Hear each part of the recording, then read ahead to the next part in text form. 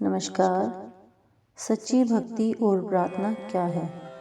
परमात्मा ने अपने मिलने के लिए एक कुदरती कानून बनाया है कि सच्चे शब्द या नाम की कमाई के बगैर हम कभी मुक्ति प्राप्त नहीं कर सकते और सतगुरु के बिना हमें नाम की कमाई करने के तरीके और साधन का पता नहीं चल सकता। वह परमात्मा खुद मुख्तियार है, स्वाधीन है, जो चाहे अपने मिलने का तरीका बना सकता है।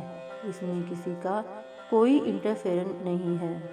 जो भक्ति उस परमात्मा को मंजूर है वह शब्द या नाम की कमाई है।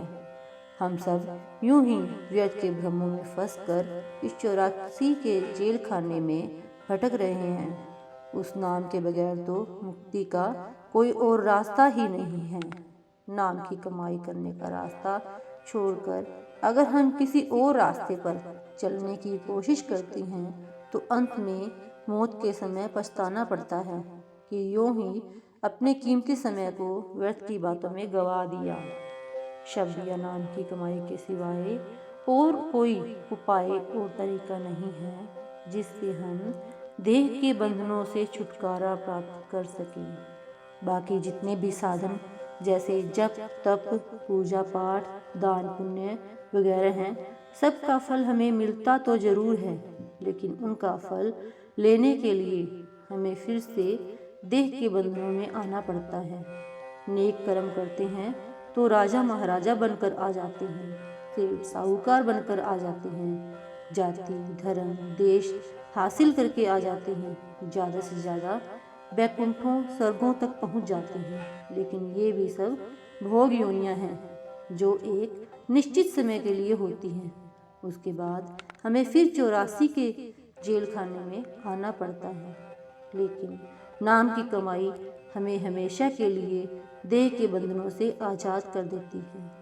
इन सब चीज़ों का फल शब्द की कमाई के फल के नीचे रहता है, यानी हमें काल के दायरे में ही रखता है।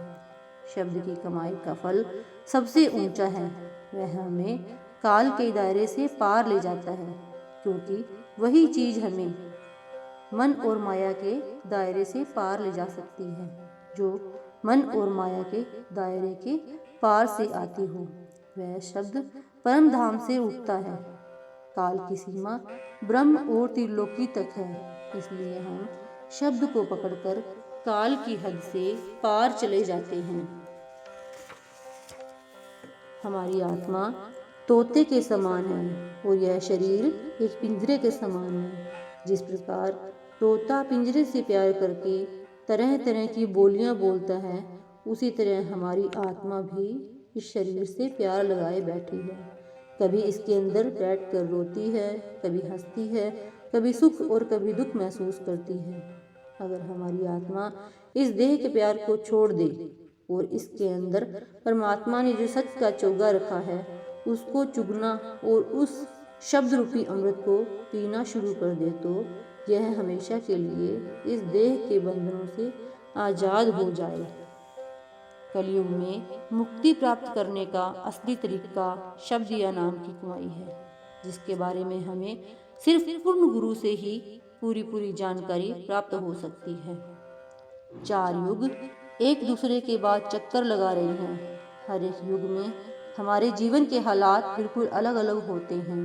सतयुग में हमारी उम्र बहुत लंबी थी, हमारा स्वास्थ्य भी अच्छा था और हमारा ख्याल भी दुनिया में इतना फैला हुआ नहीं था। मामूली से प्रयत्न से ही हमारा ख्याल मालिक की भक्ति की ओर लग जाता था।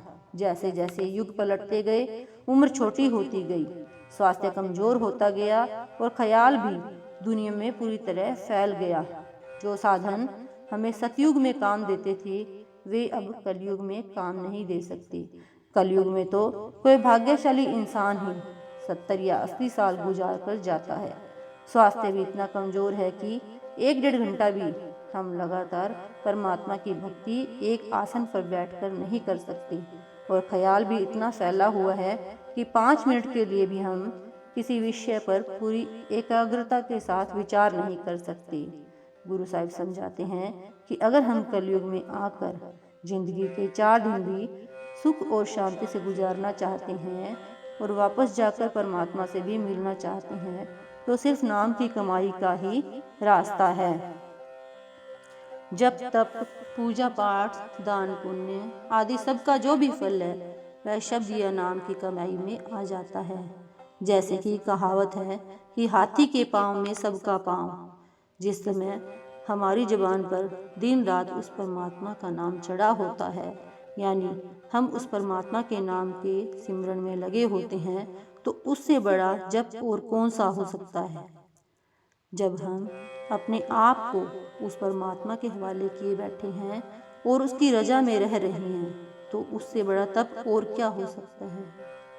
जब हम अपने अंदर दिन रात उस शब्द रूपी वाणी को सुन रहे हैं, तो इससे बड़ा पाठ और क्या कर सकते हैं। जिस समय उस नाम रूपी अमृत को पीकर मन दुनिया से उदास और उचाट हो जाता है, तो इससे बड़ा वैराग्य और क्या हो सकता है। न घर बार छोड़ने की ज़रूरत है, न बाल बच्चों को त्यागने की ज़रूरत है, न कहीं बाहर जंगलों पहाड़ों में भटकने की ज़रूरत है। हमें संसार में रहते हुए संसार का कारोबार अपना फर्ज और कर्तव्य समझकर करते हुए अपने अंदर ही उस शब्द का अभ्यास करना है। सतगुरु से शब्द या नाम की बख्शीश लेकर अपने अंदर ही उसका स्वाद प्राप्त करना है। कहीं बाहर भटकने की जरूरत नहीं। नाम की कमाई करके हम जन्म जन्मांतरों के देह के बंधनों से छुटकारा प्राप्त कर लेते हैं और वापस जाकर परमात्मा से मिल जाते हैं। Thank you.